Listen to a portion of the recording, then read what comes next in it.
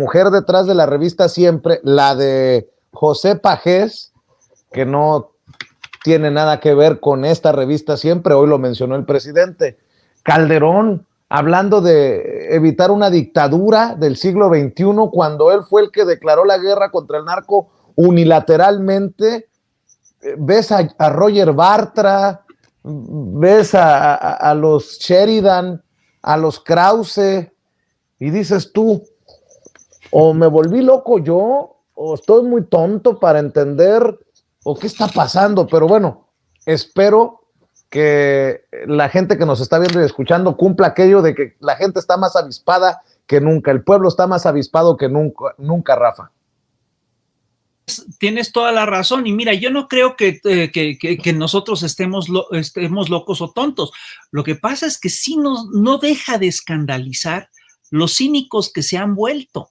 A mí me parece fantástico que Felipe Calderón se presente hoy como el adalid de la democracia. ¿En qué momento el señor que ha hecho el fraude electoral más escandaloso de las últimas décadas puede ser un defensor de la democracia? ¿En qué momento la derecha latinoamericana, que ha sido la promotora de todos los golpes de Estado del último siglo, ¿sí?, viene a decirnos que se quiere hacer una dictadura, tal? ¿De qué dictadura están hablando? ¿Cómo pueden hablar de dictadura si se la pasan insultando en todos los medios posibles al señor al que acusan de dictador? Y es una cosa increíble. Es decir, se trata claramente de un discurso prefabricado. Y es un discurso que se ha aplicado, si tú te fijas, sin variaciones, para atacar a todos los regímenes, a toda la oleada de regímenes populares de América Latina. Lo mismo le dijeron a Hugo Chávez, lo mismo le dijeron a Néstor Kirchner, lo mismo le dijeron a Lula, lo mismo le dijeron a Evo Morales. Es exactamente la misma receta, cuando estamos claramente ante gobiernos totalmente distintos. Las lógicas que se están siguiendo son muy distintas. No se están siguiendo las mismas lógicas que se siguieron en el pasado por parte de la izquierda. Sin embargo, la derecha sigue anclada a una misma estrategia porque no tienen de otra. Ahora, hay una cosa que hay que señalar y que es muy importante. Hay una bancarrota moral y hay una bancarrota en términos de narrativa. Están perdiendo la narrativa porque todo, absolutamente todo lo que están diciendo está fundado en mentiras. Y ve tú, además, cómo esto se repercute, tiene repercusiones muy fuertes en materia electoral. Date cuenta lo que implica que en Tamaulipas, un estado que controlaba hasta hace poco, cabeza de vaca, el PAN, date cuenta lo que implica que en Tamaulipas el PRIAN pierda 71-20. Es que fueron borrados literalmente del mapa, Rafa. Es una golpiza. Y ve lo que está ocurriendo también en el Edomex. En el Edomex es penoso lo que está pasando. Es decir, la candidata del PRIAN ni siquiera está llenando sus actos. Hace actos anticipados de campaña que son ilegales, que el INE le avala, pero ni siquiera los llena. Es decir, ahí tienen un problema muy serio. Y date cuenta lo que implica en términos de narrativa que el PAN y el PRI y el PRD en el Estado de México, una de las cosas que hacen es que prometen más proyectos como el del AIFA, el Aeropuerto Internacional Felipe Ángeles, proyecto que ellos denostaron y que ellos atacaron hasta que se cansaron. Cuando ya tienen que decir que esos son los proyectos que ellos quieren, es que están totalmente derrotados. Y fíjate, lo que estamos viendo ahorita es una cosa muy curiosa. Lo que te acaba de contar Oscar es muy interesante porque básicamente lo que ocurrió este fin de semana es que nos brincamos a los grandes medios masivos de comunicación.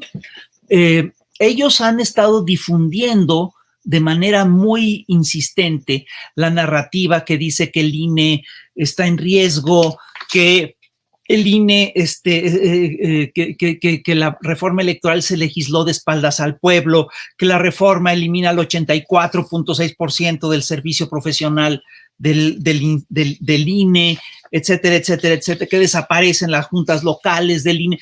Tú revisas todo ese discurso, es un discurso totalmente falso. Ellos lo difunden masivamente a través de los grandes medios de comunicación y lo que estamos haciendo y lo que estás ayudándonos a hacer tú también es a dar la otra versión, a decir, espérate, porque además estos medios lo difunden y no le dan lugar a ningún tipo de disidencia. Ellos dicen su verdad y se acabó. Ve lo que ocurrió el otro día en la mañana que Andrés Manuel dice, oigan, el Televisa le dio más difusión a lo de la juez Yasmín Esquivel que al tema del juicio de Genaro García Luna. No, y que si saludó no a la ministra Piña, la presidenta de la Suprema. Pues sí. Y estos te dicen, no, ¿cómo crees? Eso no es... Y lo documenta con hechos y ni una sola palabra dicen estos medios, de la regamos o nos callaron la boca o tenemos otros datos. No dijeron nada. Entonces, son medios que están acostumbrados a hablar de arriba abajo, no aceptan derecho de réplica, no aceptan, no son plurales, no aceptan voces disidentes. Entonces, bueno, lo que ha ocurrido con el pueblo de México es que el pueblo de México se las ha estado buscando. Entonces, lo que ocurrió este fin de semana es que con un equipo de gente, de militantes, de activistas, llegamos a cerca de 500,000 de personas de manera directa, dándoles argumentos, presentándoles lo que están diciendo los del INE, lo que nosotros creemos que debe ocurrir, lo que nuestra versión, etcétera. Y eso, por supuesto, que implica un quiebre importante en el régimen de medios.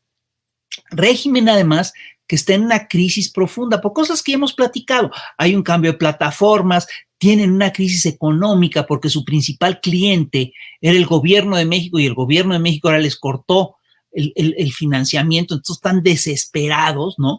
El otro día salió en una columna del Reforma también una nota que habla de la crisis profunda que tiene Proceso. Pero es chistoso porque dicen que es una crisis económica y que es derivada por el hostigamiento del gobierno. No te dicen que es una crisis de credibilidad de la revista, una revista que llegó a tener la mayor credibilidad en nuestro país. Hoy está totalmente desacreditada. Si tuvieran un crédito, si tuvieran prestigio, no les pasaría eso. No estarían en crisis, la gente estaría aportando para sostener. ¿Qué es lo que te ocurre a ti? La gente te apoya porque les dices verdades, porque les dices cosas en las que ellos pueden creer.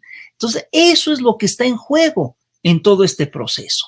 Y la verdad es muy impresionante, ¿sí? Ver cómo estamos asistiendo al desmoronamiento casi completo del viejo régimen. Y ese desmoronamiento, sin lugar a dudas, empieza por su credibilidad y tiene que ver con el hecho de que ahorita todos los grandes voceros del viejo régimen, absolutamente todos, están echando adelante un discurso fundado en mentiras. Que si se quiere desaparecer la credencial del elector, que si se quiere desaparecer al INE, que si las elecciones están en riesgo, que si la carretera que se inauguró el otro día no está acabada, que si el presidente es un dictador, que si estamos tendiendo una lógica populista, que si la expropiación del litio lo que va a hacer es que va a provocar una crisis en las farmacéuticas que producen productos psiquiátricos con litio. Es decir, puras mentiras, puras tonterías, y es increíble porque las mentiras además son cada vez más ridículas, ¿sí? Y las siguen difundiendo sin absolutamente ningún pudor. Si no ven ellos que ahí está la base de su crisis, están en un problema. Esta cosa que están diciendo que Genaro García Luna es una gran figura, es decir, por ejemplo, esto que salió en el juicio, que es increíble, que la esposa de Genaro García Luna viene a contarnos que hicieron una fortuna a partir de que pedían préstamos al banco. Es decir, me parece que es verdaderamente insultante. Después de que te vienen es decir, ¿cómo te explicas tú una fortuna que en el juicio de Miami está valuada en algo así como 740 y tantos millones de dólares, ¿no? ¿Cómo te explicas una fortuna a partir de operaciones de compraventa de bienes inmuebles y de préstamos al banco? Digo, es decir, si al lado tienes la narrativa de que el narco les daba maletas de dinero. Digo, ¿qué será más factible? Pregunto a la audiencia, ¿qué será más factible? ¿Que te hagas multimillonario en dólares con préstamos en el banco o que te hagas multimillonario en dólares recibiendo dinero del narcotráfico. Yo lo que he visto es que la gente que pide préstamos al banco sale normalmente desplumada. En cambio, sí hemos visto cómo la gente que recibe dinero del narcotráfico pues hace fortunas extraordinarias en muy poco tiempo. Y eso es lo que está en juego.